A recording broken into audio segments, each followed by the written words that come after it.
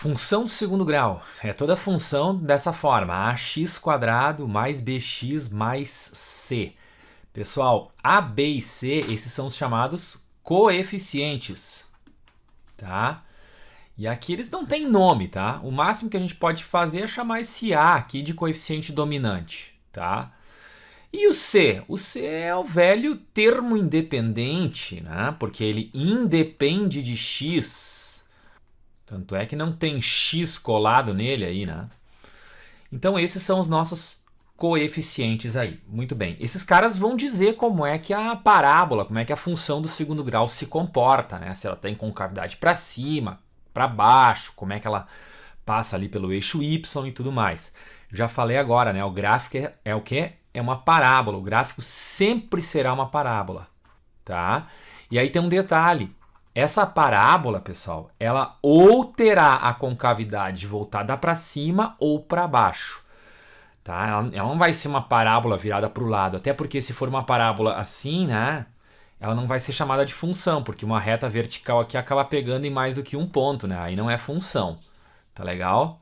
Então essa parábola, ela ou terá a concavidade voltada para cima ou para baixo, mas sobretudo vocês têm que reparar o seguinte: essa parábola será simétrica em relação aqui a um eixo. Ó. Vamos fazer um eixo vertical, né? Que passa pelo vértice. Tá? Então essa parábola tem a questão da simetria aqui na função do segundo grau. Sempre assim, ok? Então esse é o chamado eixo de simetria.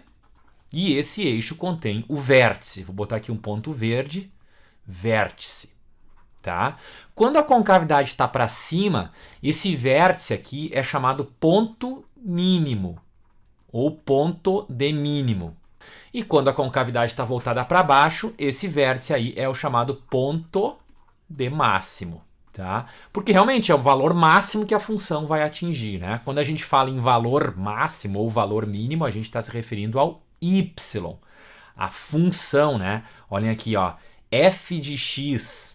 F de x é y. Então, quando eu falo o valor da função, eu estou me referindo ao f, ao y, certo? Já vou colocar aqui para vocês duas fórmulas, né? O vértice vai ter uma fórmula para o x do vértice, a gente já vai falar dela. Ela é menos b sobre 2a.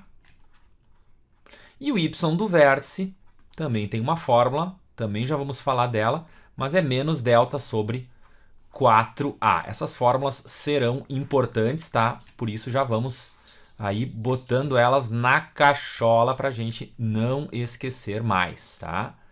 Mas eu já vou mostrar para vocês como chegar nessas fórmulas, de onde elas surgem.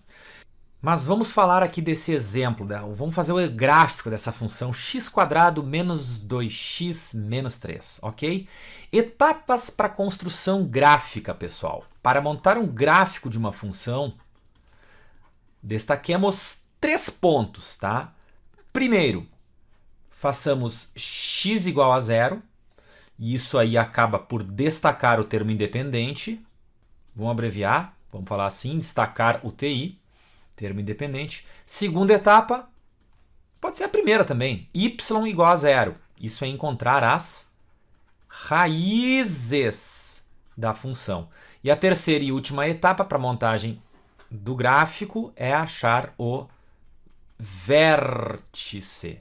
As coordenadas do vértice, ok? Então essas são as etapas aí para se montar um gráfico bem feitinho, eu diria perfeito. Bom, vou deixar aqui do lado a tabelinha auxiliar. Valores de x, valores de y, até porque a primeira etapa, olha ali qual que é? Zerar o x, né? Então a gente entra na função, entra na lei e coloca 0 no x. Faz a conta aí e vê quanto é que dá. Ó, y igual 0 ao quadrado menos 2 vezes 0 menos 3. Quanto é que deu esse y? Isso aqui deu 0, isso aqui deu 0. Ficou menos 3, perfeito? Menos 3. Quando x é 0, o y é menos 3. Já temos aí um ponto para desenhar o gráfico, ok? Para ordenado 0, menos 3. Eu coloquei ele ainda aqui, ó, destacar o termo independente. Sim, quando a gente zera o x, o que acontece?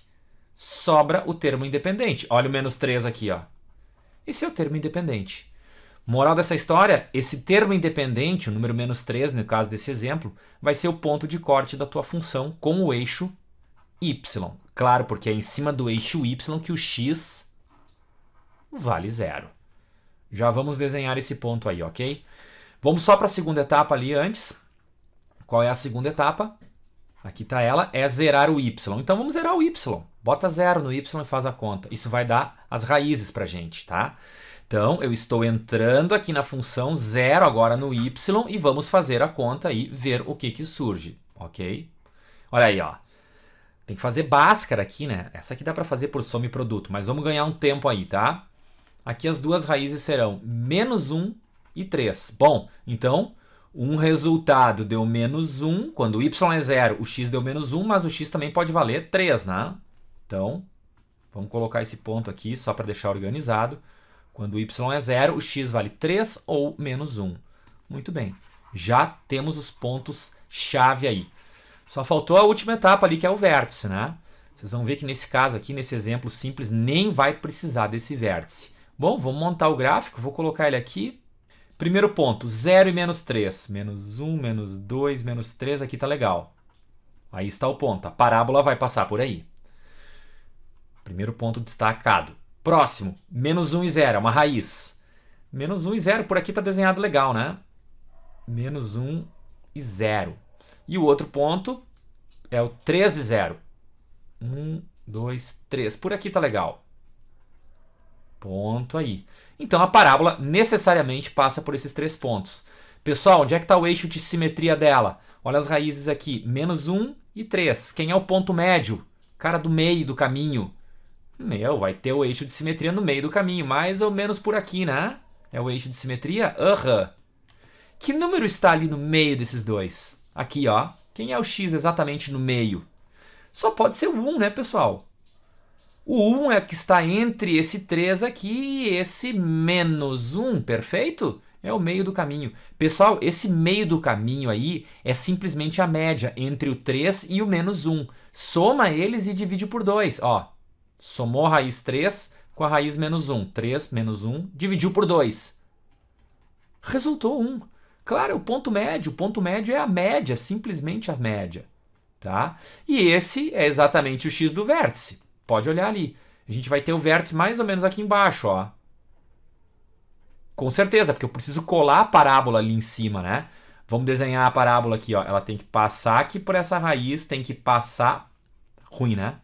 Ela tem que passar por essa raiz aqui, menos 1. Ela tem que passar aqui pelo menos 3, ó. Atingir o eixo de simetria e aí ela vai começar a subir, ó. E vai ter que passar lá pelo 3. Então, com esses pontos aí que a gente tinha colocado, só tinha esse desenho aqui para fazer. Tudo isso a gente sabendo, claro, que a parábola é sempre, olha aqui, ó, sempre simétrica, né? Aquela história que eu contei ali no início, né? Ela é sempre simétrica em relação a esse eixo chamado eixo de simetria. Muito bem. Agora está praticamente tudo liquidado. Eu nem precisei usar a fórmula do vértice, né? Porque a gente já está vendo o ponto mínimo lá, ó, que é o vértice, tem um x igual a 1, né? Aqui está ele, ó. Tá?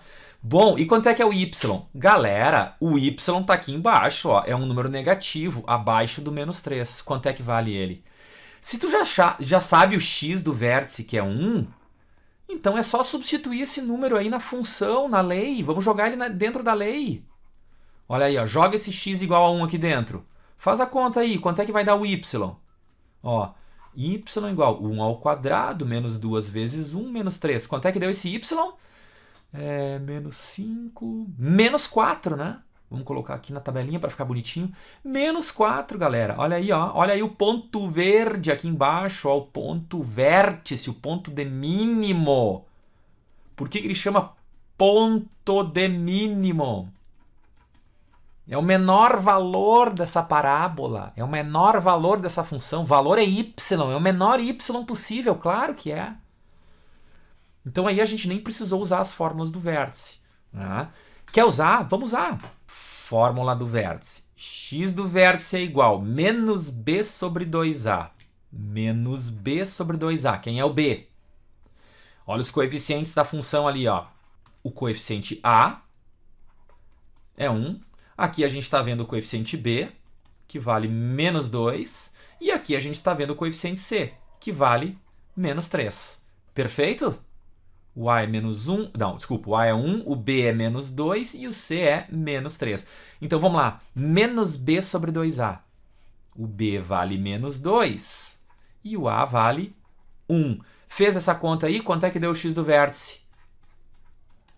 Ficou 2 dividido por 2, deu exatamente 1. A gente já sabia. Por que a gente sabia? A gente fez antes lá como? A gente pegou ali, ó, naquele momento ali, a gente pegou as duas raízes, o 3 e o menos 1, e fez a média. Achou esse cara aqui, que é o x do vértice. Pegou a visão? Simples, hein? E o y do vértice? Bom, vamos usar a fórmula aí. Vai lá. Y do vértice é igual menos delta. Quem é delta? Vamos lá. B quadrado menos 4ac. B ao quadrado menos 4 vezes A vezes C.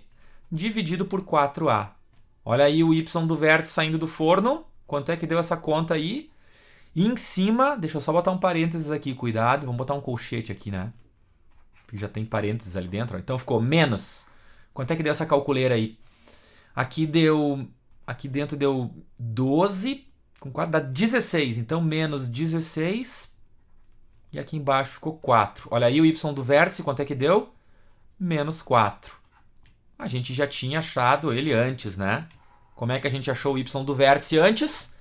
Primeiro a gente descobriu o x aqui no canto inferior esquerdo. Ó, a gente descobriu o x do vértice e aí substituiu ele dentro da função para finalmente, então, encontrar o y do vértice.